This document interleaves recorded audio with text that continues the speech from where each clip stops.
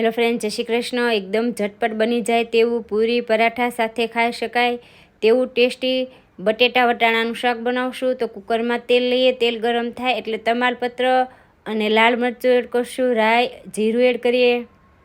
હવે બટેટા અને ટામેટાં એડ કરશું। ખુલ્લા જ બટેટા ટામેટાને 2 મિનિટ ચડવા દેશું, બરાબર મિક્સ કરી લઈએ। હિંગ, હળદર, લાલ મરચું, ધાણા જીરું, ગરમ મસાલો મિક્સ કરી લેશું। હવે વટાણા એડ કરશું, સ્વાદ અનુસાર મીઠું।